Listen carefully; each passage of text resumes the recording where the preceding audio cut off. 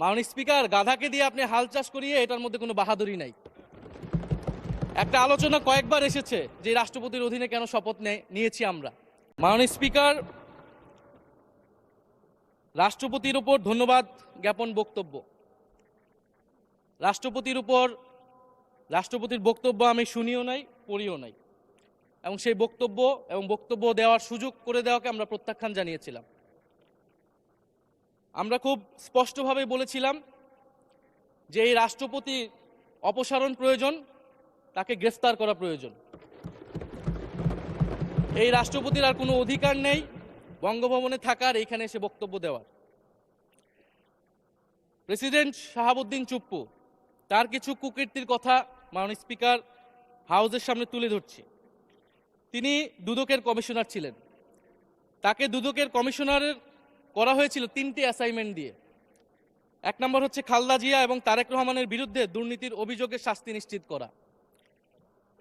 2 নম্বর পদ্মা সেতুর দুর্নীতির অভিযোগ থেকে আওয়ামী লীগকে ক্লিন শিট দেওয়া। 3 নম্বর ফখরুদ্দিন মঈনুদ্দিন সরকারের সময় শেখ হাসিনা সহ আওয়ামী লীগ নেতাদের বিরুদ্ধে হওয়া দুর্নীতির মামলাগুলোকে বাতিল করে দেওয়া। এমন একজন ব্যক্তিকে বিএনপি সরকার রাষ্ট্রপতি হিসেবে এখনো মেনে নিচ্ছে মাননীয় স্পিকার। আরেকটি ঘটনা বলি, 2009 সালে শেখ হাসিনার ক্যাঙ্গারু আদালতের নির্দেশে এই শাহাবুদ্দিন চুপ্পুর নেতৃত্বে 3 সদস্যের judicial inquiry commission on minority torture in 2001 করেছিল শেখ হাসিনার ক্যাঙ্গারু কোর্ট।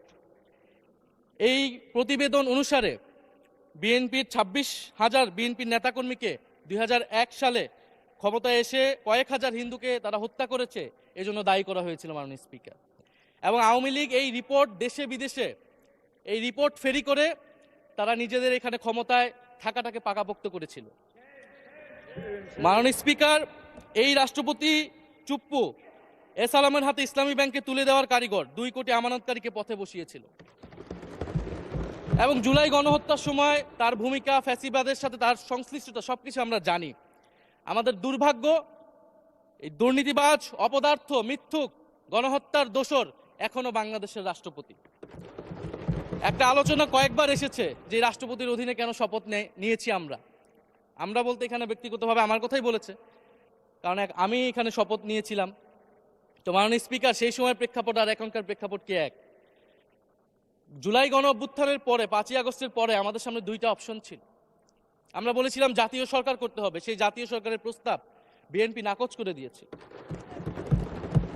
আমাদের সামনে আরেকটা অপশন ছিল ক্ষমতা আর্মির হাতে তুলে দেওয়া।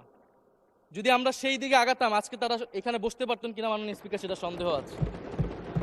দেশের স্বার্থে, দেশের স্থিতিশীলার স্বার্থে আমরা সেই সময় সরকারে গিয়েছিলাম, আমরা শপথ নিয়েছিলাম। কিন্তু বৈষম্যবিরোধী ছাত্র আন্দোলন খুব স্পষ্টভাবে 2024 সালে কিন্তু এই রাষ্ট্রপতির অপসারণ চেয়েছিল।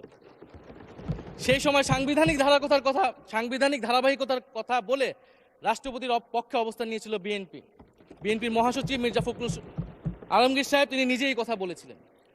ফলে এখন তো একটা নির্বাচিত সরকার মাননীয় স্পিকার, এখন তো চাইলেই বিএনপি রাষ্ট্রপতি পরিবর্তন করতে পারে সরকার, এবং আমরা বিশ্বাস করি বিএনপিতে সেই ধরনের যোগ্য আস্থাভাজন ব্যক্তি নিশ্চয়ই রয়েছেন।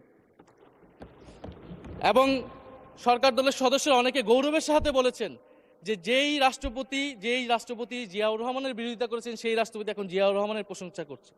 মাননীয় স্পিকার, গাধাকে দিয়ে আপনি হাল চাষ করিয়ে এটার মধ্যে কোনো বাহাদুরি নাই। এটা আপনাদের দেউলিয়ত্ব, সরকারের দেউলিয়াত্ব, যে সরকার এখনো রাষ্ট্রপতি পরিবর্তন করতে পারছে না। মাননীয় স্পিকার, এই অধিবেশনের পুরোটা সময় যদি আমরা সংস্কার, গণভোট, জুলাই সনদ